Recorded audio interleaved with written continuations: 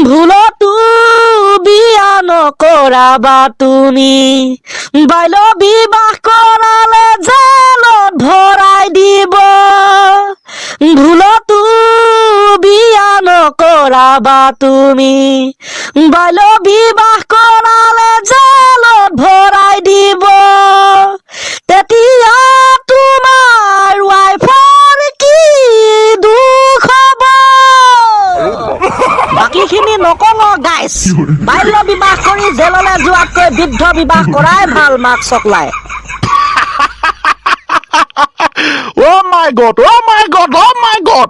কি হ'ল বে ইয়ানো কাৰ নাম অ মাই গড আছে কি ফাল্টু ফাল্টু কথা ক এইবিলাক ফাল্টু ফাল্টু কথা কোৱাতকৈ মামাক কৈ কেনে যা ৰঙা ঘৰত সোমাই থাকে এ মজা মাকা দূৰণিৰ পাহাৰত শুনিলো চৰাই মাত ৱাও ছাৰ ৱাও আপুনিও কিন্তু বৰ ধুনীয়া কমেডিয়ান দেই Thank you, ধন্যবাদ. Good morning, guys. Good morning, sir. Good morning, sir. আচ্ছা বাৰু চাৰিওফালে কেৱল চাইল মেৰিজ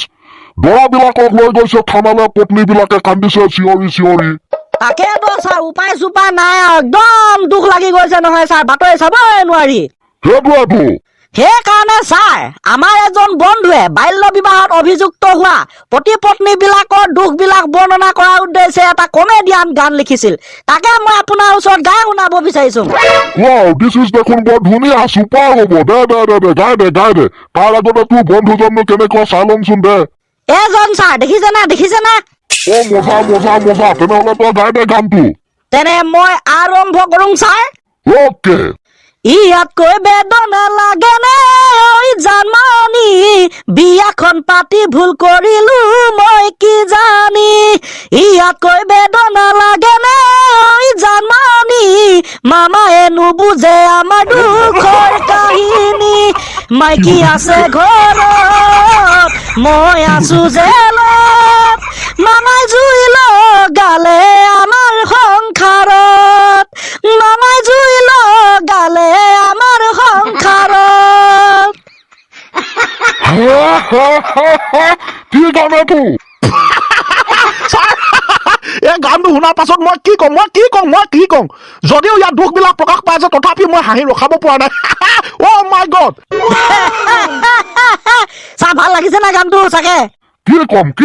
কম সাংঘাতিক ভাল লাগিছে তোৰ পাৰ্টনাৰজনক তোৰ বন্ধুজনক মই পুৰা ধন্যবাদ দিছো দেই ইমান ধুনীয়া এটা গান লিখাৰ কাৰণে বঢ়িয়া হৈছে থেংক ইউ ছাৰ বাৰু দে হ'ব যোৱাকালি যে গুণোৎসৱৰ দ্বিতীয়টো দিন আছিলে আৰু বাইদেউগৰাকীয়ে তহঁতৰ বিষয়ে ভাল কথা কৈ গৈছে তহঁতৰ টেলেণ্ট তহঁতৰ প্ৰতিভা তহঁতৰ উৎসাহ তহঁতৰ উদ্দীপনা দেখি তেখেতে পুৰা ধুনীয়াকে আপ্লুত হৈ গৈছে আৰে ছাৰ আমি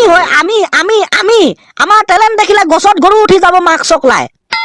ইমান লেবেল দিব নালাগে ঠিকে আছ যিমানত আছ সিমানতে থাক বুজিছ ছাৰ আজিও গুণোৎসৱ হ'ব লাগিছিলে মাকা ভাল লাগিলহেঁতেন হয় নেকি তেনেহ'লে ভাবিয়ে ল আজি গুণোৎসৱ মই তহঁতক প্ৰশ্ন সুধিম বেলেগৰ পৰা আহিছে ধৰি ল টিচাৰ মোকে ধৰি লবি তহঁতৰ উত্তৰ দিবি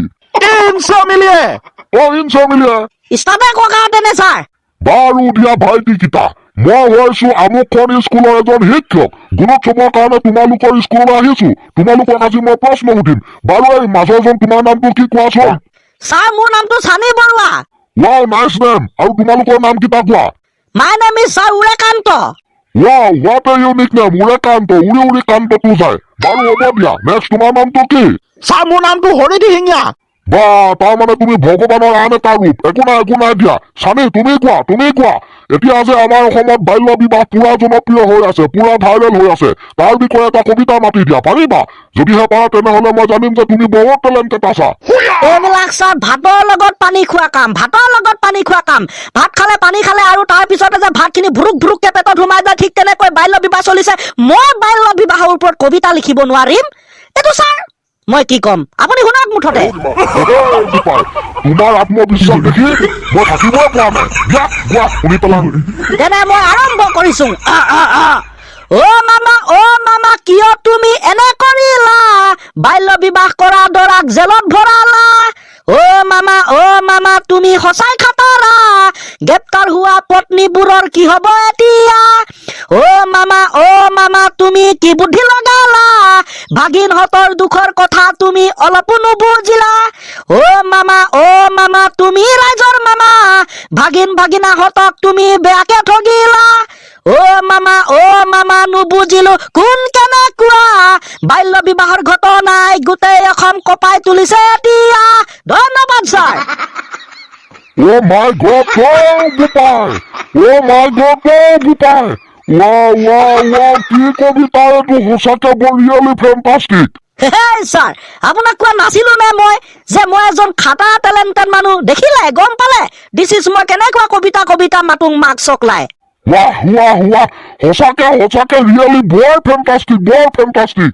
এইবোৰ ছাৰ চব আমাৰ মামাৰে কামাল প্ৰথমতে তেখেতে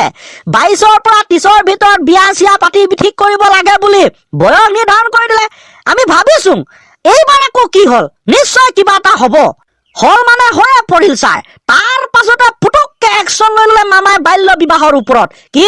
কিনো নকম আৰু সেই উদ্দেশ্যে আমাৰ মুখৰ পৰা ওলাই গৈছে এইবোৰ গান কবিতা এচেট্ৰা